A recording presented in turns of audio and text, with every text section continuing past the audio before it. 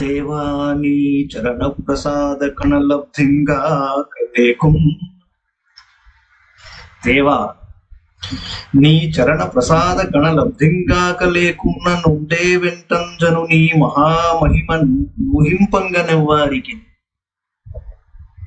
నీవారై చనువారిలో నొకడినై నిన్ను గొల్చు భాగ్యంబు నాకీవే ఇప్పటి జన్మమందైన నుండెందైననో ఈశ్వర.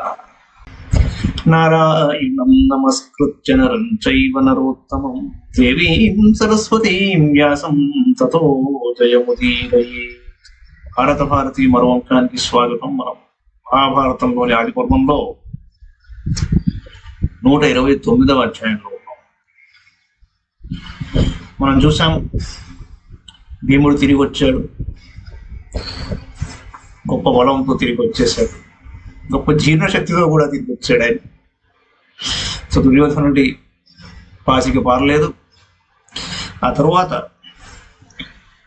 కృపాచార్యుడిని నియమించారు వీళ్ళకి శస్త్ర విద్య నేర్పడం కోసం. ఆ తర్వాత ఏం జరిగిందో చూద్దాం. జనమేజయుడు అంటున్నాడు, కృపస్యాపి మమ బ్రహ్మన్ సంభవం వక్తుమర్హసి శరస్తంభాత్ కథం చజ్ఞే కథం వాస్త్రాన్యవాప్తవాన్. కృపుడు ఎలా జన్మించాడు, దానిని వివరించాలి మీరు.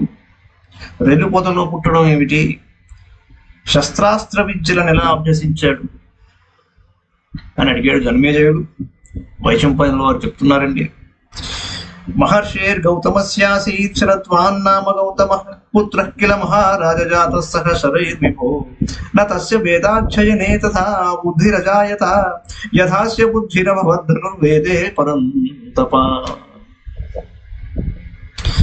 గౌతమ మహర్షికి శరద్వత్ గౌతముడు అని పేరు గల కుమారుడు ఉండేవాడు. శరద్వత్ అని పేరు. ఆ కుమారుడు రెల్లుతో పాటు జన్మించాడు. ఆ శరద్వత్ గౌతమునకు ధనుర్వేదాధ్యయనంపై ఉన్న ఆసక్తి వేదాధ్యయనంపై లేదు. ధనుర్వేదం ఆయనకి బాగా ఇష్టంగా ఉంది.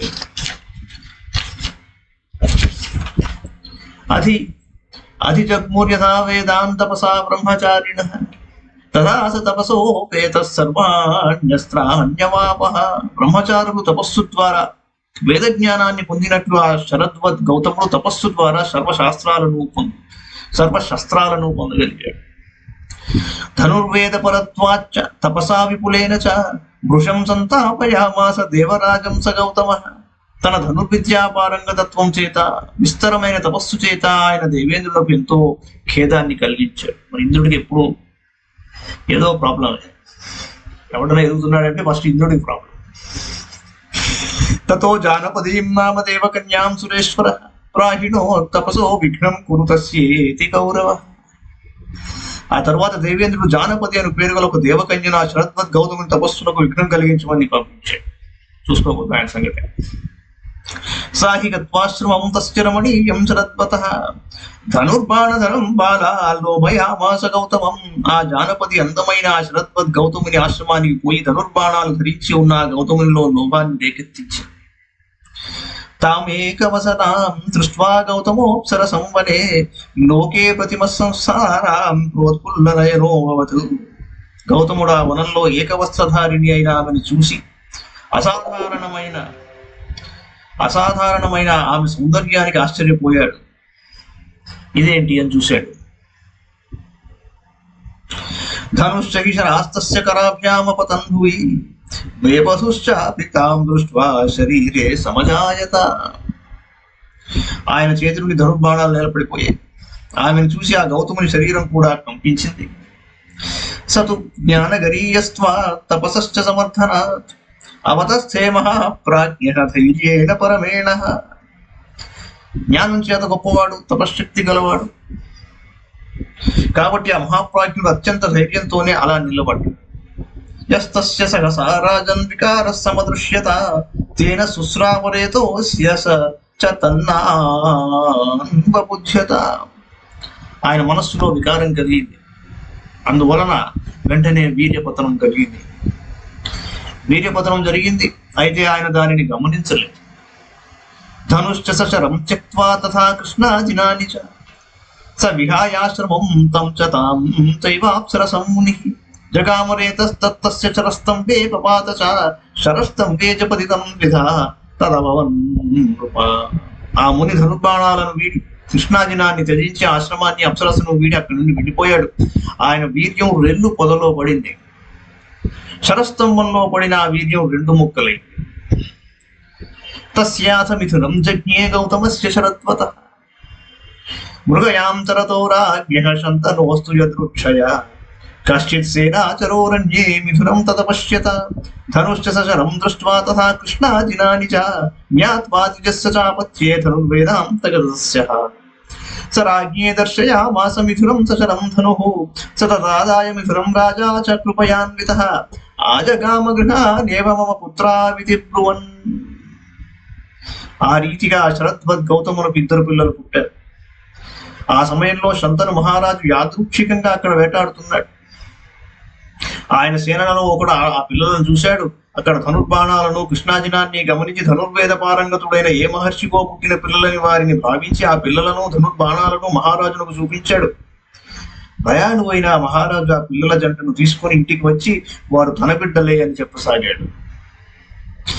తత సంవర్ధయామాస సంస్కారైశ్చాప్యయోజయతు ప్రాతీపేయో నరశ్రేష్ఠ మిథునం గౌతమస్య తతు. ఆపై ప్రతీపుని కుమారుడైన శంతను మహారాజు గౌతముని ఆ బిడ్డలను పెంచుతూ సమయోచిత సంస్కారాలను కూడా జరిపించాడు. గౌతమోపితతో భేత్య ధనుర్వేద పరోభవత్ కృపయాయన్మయా బాలౌ ఇమౌ సంవర్ధితావితి తస్మాత్ తయోర్నామ చక్రే తదేవ సమహీపతి గోపితౌ గౌతమస్తత్ర తపసా సమవిందత. శరద్వద్ గౌతముడు ఆ ఆశ్రమం నుండి వెళ్లి మరొక చోట ధనుర్వేదాన్ని అభ్యసించసాగాడు. కృపతో తాను ఆ పిల్లలను పెంచాడు కాబట్టి శంతను మహారాజు కృపుడు కృపి అని వారికి ఆ పేర్లే పెట్టేశాడు. శరద్వద్ గౌతముడు తన తపశ్శక్తి చేత తన బిడ్డలను శంతనుడు రక్షించినట్లు గ్రహించగలిగాడు. ఆగత్య తస్మై గోత్రాది సర్వమాఖ్యాత మాంస్తదా చతుర్విధం ధనుర్వేదం శాస్త్రాణి వివిధాని చ నిఖిలేనాస్య తత్సర్వం గుహ్యమాఖ్యాతవాం సదా సోచిరేణైవ కాలేన పరమాచార్యతాం గతః. రహస్యంగా వచ్చి తన కుమారునకు తన గోత్రంతో పాటు మొత్తం విషయాన్ని చెప్పాడు. 4 విధాలైన ముక్త, అముక్తం, ముక్తాముక్తం, మంత్రముక్తం 4 రకాల ఈ ధనుర్వేదాన్ని వివిధ శస్త్రాలను వాటి నిగూఢ రహస్యాలను కూడా సంపూర్ణంగా తెలియజేశాడు. స్వల్ప వ్యవధిలోనే ఆ కృపుడు ధనుర్వేదంలో గొప్ప ఆచార్యుడు కాగలిగాడు. తతోధిజగ్ముస్సర్వైతే ధనుర్వేదం మహారథ ధృతరాష్ట్రాత్మజాశ్చైవ పాండవా సహ యాదవైః. ఆ కృపుని నుండి మహారథులైన ధార్తరాష్ట్రులు, పాండవులు, యాదవులు అందరూ ధనుర్వేదాన్ని నేర్చుకున్నారు. కృపాచార్యుడు సామాన్యుడు కాడు. వృష్ణయశ్చ నృపాశ్చాన్యే నానా దేశ సమాగతాః. వృష్ణి వంశస్థులు వివిధ దేశాల నుండి వచ్చిన ఇతర రాజులు కూడా కృపుని దగ్గర ధనుర్విద్యను అభ్యసించారు. వైశంపాయనులు వారు ఇంకా చెప్తున్నారు. విశేషార్థీతో భీష్మ పౌత్రాణాం వినయేప్సయా విశ్వస్త్రజ్ఞాన్ పర్యపృచ్ఛత్ ఆచార్యాన్ బీజ సమ్మతాన్ నాల్పధీర్నా మహాభాగః తథా నానాస్త్ర కోవిదః నాదేవ సత్వో వినయే కురునస్త్రే మహాబలాన్ ఇది సంతృత్యగాంగేయ తదా భరత సత్తమః ద్రోణాయ వేద విదుషే భారద్వాజాయ ధీమతే పాండవాన్ కౌరవాంశ్చైవ దదౌ శిష్యాన్ నరర్షభ.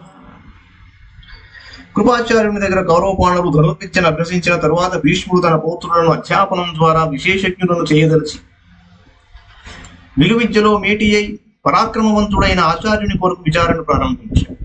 అంటే ఏమిటంటే బేసిక్స్ నేర్చుకున్నారు, అందులో కూడా గొప్పగానే ఉంది, నేర్చుకున్నారు, బాగానే ఉంది. కృపాచార్యుడు నేర్చుకునేది తక్కువది కాదు, కానీ ఇంకాస్త ప్రొఫెషనలిజం, ఇంకాస్త మేధాశక్తి కావాలి అంటే ఏమిటి అని ఆలోచించడం మొదలుపెట్టాడు. బుద్ధిమంతుడు, మహాభాగ్యశాలి, నానాస్త్ర కోవిదుడు, దేవతాశక్తిశాలి మాత్రమే తన వారిని అస్త్రవిద్యలో గొప్పవారిని చేయగలడని భావించి భరత శ్రేష్ఠుడైన గాంగేయుడు భరద్వాజ వంశస్థుడై వేదవేత్త అయిన ద్రోణునకు పాండవ కౌరవులను శిష్యులను చేశాడు. శాస్త్రత పూజితశ్చైవ సమ్యక్తేన మహాత్మన స భీష్మేణ మహాభాగః తుష్టోస్త్ర విదుషాంబరః. మహాత్ముడైన భీష్మునిచే యథావిధిగా అర్చించబడి ధనుర్విద్యావేత్తలలో శ్రేష్ఠుడైన ఆ మహనీయుడు ద్రోణుడు ఎంతో సంతోషించాడు. ప్రతిచక్రాహతాన్ సర్వాన్ శిష్యత్వేన మహాయశాః శిక్షయామాస చ ద్రోణః ధనుర్వేదమశేషతః. మహాయశస్వైన ద్రోణుడు వారిని అందరినీ శిష్యులుగా స్వీకరించి ధనుర్వేదాన్ని సంపూర్ణంగా బోధించాడు. తే చిరేణైవ కాలేన సర్వశస్త్ర విశారద బహూః కౌరవా రాజన్ పాండవాశ్చామిత ఓజసః. మహాతేజస్సు గల కౌరవ పాండవులు అచిరకాలంలోనే సమస్త శస్త్రాలలో నేర్పు గడించారు. జనమేజయుడు అన్నాడు, కథం సమభవద్రోణః. ఈ జనమేజయుడు ఊరుకోడు. సడన్ గా ఒక కొత్త మాట చెప్పగానే, కొత్త క్యారెక్టర్ గురించి చెప్పగానే ఈయన గురించి చెప్తారు. సడన్ గా ఈయనకి నుంచి వచ్చాడు ద్రోణుడు అంటాడు. కథం సమభవద్రోణః కథం శాస్త్రాణ్యవాప్తవాన్ కథం చాగాత్ కురూన్ బ్రహ్మన్ కస్య పుత్రస్య వీర్యవాన్. ద్రోణుడు ఎలా జన్మించాడండి? అస్త్ర విద్యను ఎలా నేర్చుకున్నాడు? ఆయన కౌరవ దేశానికి ఎలా వెళ్ళాడు? అసలు ఆయన ఎవరి కొడుకు, ఎవరి బ్యాక్గ్రౌండ్ ఏమిటి? అట్లా అట్లా ఒక్కడు అసలు మహారాజులు గొప్ప గొప్ప వాళ్ళు ఉంటారు కదా, వాళ్ళ గురించి సడన్ గా ప్రస్తావించగానే అక్కడితో వదిలేసేది. ఇదే వాళ్ళకి మొత్తం కావాలి జిజ్ఞాస. విద్యార్థులు ఇద్దరు ఉంటారు. విద్యని అర్థించేవాడు నాకు విద్యను ప్రసాదించండి అయ్యా అన్నవాడు విద్యార్థి అయితే, విద్యార్థులు ఎవరయ్యా అంటే విద్య కోసం ఆర్తి, అంటే అది లోపలికి వెళ్ళి జీర్ణించుకుని ఇంకాస్త ఇంకాస్త ఇంకాస్త తెలుసుకోవాలనుకునేవాడు విద్యార్థి. ఇప్పుడు ప్రపంచం గురించి మనకి ఎందుకు, మన దేశంలో విద్యార్థులు ఎక్కువ ఉన్నారు. ఆర్తితో విద్యని అందుకోవాలనుకునే వాళ్ళు ఎంతమంది ఉన్నారు? ఈ ప్రశ్న ఒక్కసారి వేసుకుంటే విద్యా విధానం గురించి మనకు అర్థమైపోతుంది. వచ్చే ఈ ప్రోడక్ట్స్ అందరూ ఎవరో కూడా తెలిసిపోతుంది మనకి.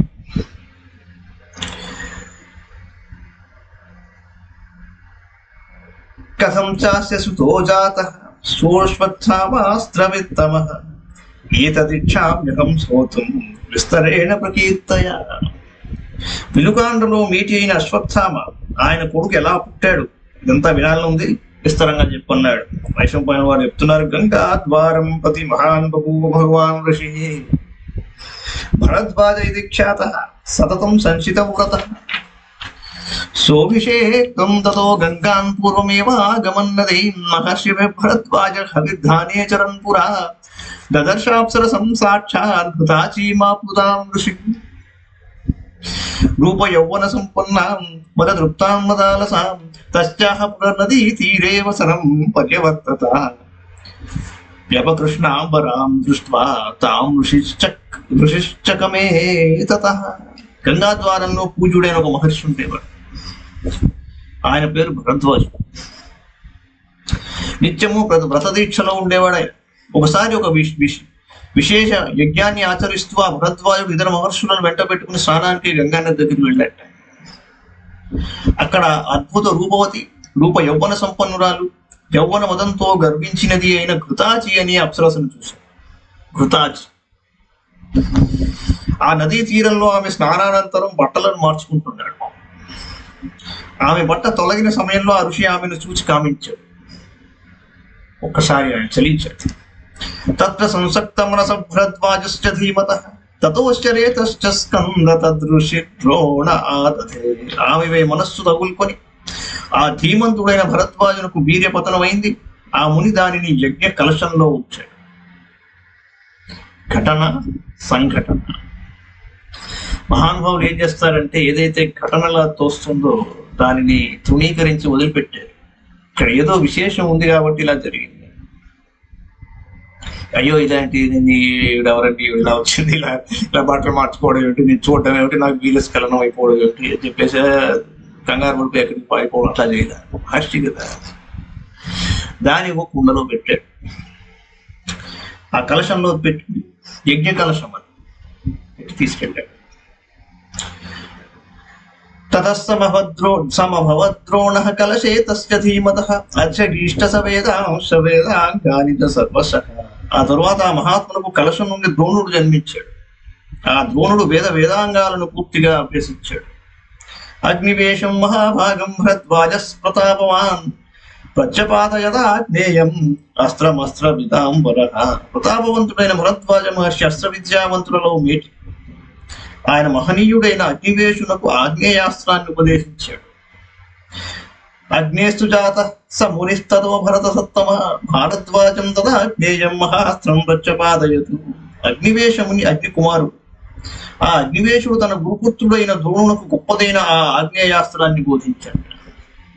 భరద్వాజ సఖాచాసీ దృషతో నామ పార్థివ తస్యాపి ద్రుపదో నామ తదా సమభవత్సుత. వృషతుడు అనే రాజు భరద్వాజునకు మిత్రుడు. ఆయనకు ఒక కొడుకు పుట్టాడు, వాడి పేరు ద్రుపదుడు. స నిత్యమాశ్రమం గత్వా ద్రోణేన సహ పార్థివ చిక్రీడాచయనం చైవ చకార క్షత్రియర్షభ. క్షత్రియ శ్రేష్ఠుడైన ఆ ద్రుపదుడు అనుదినము ఆశ్రమానికి వెళ్లి ద్రోణుడితో పాటు ఆడుకునేవాడు, అధ్యయనం చేసేవాడు. తతో వ్యతీతే వృషతే స రాజా ద్రుపదో భవతు పంచాలేషు మహాబాహు ఉత్తరేషు నరేశ్వర. ఆ వృషతుడు మరణించిన తరువాత మహాబాహు అయిన ద్రుపదుడు ఉత్తర పాంచాల దేశానికి రాజయ్యాడు. ఉత్తర పాంచాల దేశానికి భరద్వాజోపి భగవాన్ ఆరురోహతివం తదా తత్రైవ చ వసన్ ద్రోణః తపస్తేపే మహాతపా. కొంతకాలానికి భరద్వాజ మహర్షి కూడా మరణించాడు. ద్రోణుడు ఆ ఆశ్రమంలోనే ఉంటూ ఘోర తపస్సు చేశాడు. వేద వేదాంగ విద్వాంసస్తపసా దగ్ధ కిల్బిషః తథ పితృనియుక్తాత్మా పుత్రలోకాన్ మహాయశాః శారద్వతీం తతో భార్యాం కృపీం ద్రోణోన్వవిందత అగ్నిహోత్రే చ ధర్మే చ తమే చ సతతం రతాం. వేద వేదాంగ పారంగతుడైన ద్రోణుడు తన తపస్సుతో పాపాలన్నింటినీ పోగొట్టుకున్నాడు, కీర్తిమంతుడయ్యాడు. ఒకసారి పితరుల ఆదేశంగా భావించి పుత్రులను కనాలన్న ఆశతో శరద్వత్ గౌతముని పుత్రిక అయిన కృపిని ద్రోణుడు పెండ్లాడు. ఆ కృపి సంతతము అగ్నిహోత్రం మీదను ధర్మాచరణం మీదను సంయమనం మీదను ఆసక్తి కలది. అలభద్గౌతమీ పుత్రం అశ్వత్థామానమేవ చ సజాతమాత్రో వ్యనదత్ యథైవోచ్చైశ్రవాహయ. గౌతమి అయిన ఆ కృపి కొడుకును కన్నది, వాడే అశ్వత్థామ. వాడు పుట్టిన వెంటనే ఉచ్చైశ్రవం సగిలించున్నట్లు అరిచాడు, అందుకని అశ్వత్థామ అని పేరు పెట్టారు. తశ్రుత్వాంతర్హితం భూతం అంతరిక్షస్థమబ్రవీత్ అశ్వస్యేవాశ్రయత్స్థామ దదత ప్రదిశోగతం అశ్వత్థామైవ బాలోయం తస్మాన్నామ్నా భవిష్యతి సుతేన తేన సుప్రీతః భారద్వాజస్తతో భవతు. ఆ సకిలింతను విని అదృశ్యంగా ఉన్న అశరీరవాణిలా అన్నది, ఈ బాలుడు శబ్దం చేస్తుంటే అది అన్ని దిక్కులా గుర్రపు సకిలింతలా వినిపిస్తోంది, కాబట్టి ఇతనికి అశ్వత్థామని ఏ పేరు. ఆ కుమారుని చూసి ద్రోణుడు ఆనందించాడు. తత్రైవ చ వసంధీమాన్ ధనుర్వేద పరో భవతు శుశ్రావ మహాత్మానం జాముదజ్ఞం పరం తపం సర్వజ్ఞాన విధం విప్రం సర్వశస్త్రభృతాంబరం బ్రాహ్మణేభ్యస్తదా రాజం దిక్సంతం వసు సర్వశః. బుద్ధిమంతుడైన ద్రోణుడు ఆ ఆశ్రమంలోనే నివసిస్తూ ధనుర్వేదంలో నిష్ణాతుడయ్యాడు. రాజా, ఆ సమయంలోనే ఆ ద్రోణుడు పరశురాముని గురించి విన్నాడు. ఆ పరశురాముడు మహాత్ముడు, పరంతపుడు, సర్వము తెలిసినవాడు, శస్త్రధారులలో శ్రేష్ఠుడు, బ్రాహ్మణుడును. తన సంపదనంతా అప్పుడు బ్రాహ్మణులకు ఇవ్వకూరుతున్నాడు. స రామస్య ధనుర్వేదం దివ్యాన్యస్త్రాణి చైవ శ్రుత్వాదేశు మనశ్చక్రే నీతి శాస్త్రే తథైవ చ. ఆ ద్రోణుడు పరశురాముని ధనుర్వేద దివ్యాస్త్రాలను కూర్చి విని వాటిపై మనసు పడ్డాడు. ఆయన దగ్గర నీతి శాస్త్రాన్ని నేర్చుకోవాలని కూడా ఉబలాటపడ్డాడు. తతస్సవ్రత విశిష్యైః తపోయుక్తైర్మహాతపాః కృతప్రాయాన్ మహాబాహు మహేంద్రం పర్వతోత్తమం. ఆ తరువాత మహాబాహు మహాతపస్వి అయిన ఆ ద్రోణుడు తపస్సంపన్నులు బ్రహ్మచర్య వ్రతనిష్ఠులు అయిన శిష్యులతో కలిసి మహేంద్ర పర్వతానికి వెళ్ళాడు. తతో మహేంద్రమాసాద్య భారద్వాజో మహాతపాః శాంతం దాంతమవిత్రఘ్నం అపశ్యద్భునందనం. ఆపై మహాతపస్వి అయిన ద్రోణుడు మహేంద్ర పర్వతాన్ని చేరి అక్కడ దమాది గుణాలకు ఆశ్రయుడు, శత్రు సంహర్త అయిన పరశురాముని చూశాడు. తతో ద్రోణోవృత శిష్యైః ఉపగమ్య భృగోద్వహం ఆచక్షావాత్మనో నామ జన్మ చాంగిరసకులే. ఆపై శిష్యులతో కలిసి ద్రోణుడు పరశురాముని సమీపించి తన పేరున ఆంగీరస వంశంలో తన పుట్టుకను తెలియజేశాడు. నివేద్య శిరసా భూమౌ పాదౌ చైవాభ్యవాదయతు తతస్థం సర్వముసృజ్య వనం జిగమిషుం తదా. జామదగ్న్యం మహాత్మానం భారద్వాజో ప్రవీదితం భరద్వాజాత్ సముత్పన్నం తథా త్వం మామయో నిజం. ఆగతం విత్తకామం మాం విద్ధి ద్రోణం ద్విజర్షభ. నేలపై తలను వాల్చి పాదాలకు నమస్కరించి ఆ సమయంలోని అన్నింటినీ పరిత్యజించి వనాలకు వెళ్ళగోరుతున్న మహాత్ముడైన పరశురాముడితో ద్రోణుడు ఇలా అన్నాడు: ఓ బ్రాహ్మణ శ్రేష్ఠ, నేను భరద్వాజునకు పుట్టిన కొడుకును, అయోనిజుడను, ధనాన్ని కోరి నీ దగ్గరకు వచ్చిన వాడును, ద్రోణుడను. తమబ్రవీన్ మహాత్మా సర్వక్షత్రియమర్దన. అప్పుడు సర్వక్షత్రియులను మర్దించిన మహాత్ముడు పరశురాముడు అన్నాడు: స్వాగతం తే ద్విజశ్రేష్ఠ, యదిచ్ఛసి వదస్వ మే. ఏవముక్తస్తు రామేణ భారద్వాజో బ్రవీద్వచః. రామం ప్రహరతాం శ్రేష్టం దిత్సంతం ద్విధం వసు. అహం ధనమనంతం హి ప్రార్థయే విపులవ్రత. స్వాగతం అన్నాడు: ద్విజోత్తమ, నీకేం కావాలో చెప్పు. పరశురాముడు అలా అడగగానే ద్రోణుడు, మేటి శూరుడు, సమస్త ధనాన్ని దానం చేయ సంకల్పించిన వాడిన పరశురాముడితో ఇలా అన్నాడు: విపులవ్రత, నేను అనంత ధనాన్ని కోరుతున్నాను అన్నాడు. పరశురాముడు అన్నాడు: హిరణ్యం మమ యచ్చాన్యత్వసు కించిదిహ స్థితం. బ్రాహ్మణేభ్యో మయా దత్తం సర్వమేతత్తపోధన. తథైవేయం ధరా దేవీ సాగరాంతా సపస్తన. కశ్యపాయ మయా దత్త కృష్ణా నగరమాలిని. ఓ తపోధన, నా దగ్గరున్న బంగారాన్ని, ఇతర ధనాన్ని బ్రాహ్మణులకు ఇచ్చివేశాను. అలాగే గ్రామ నగరాలతో సముద్ర పర్యంతమై ప్రకాశిస్తున్న నా ఈ భూమండలాన్నంతా కశ్యపునకు ఇచ్చాను.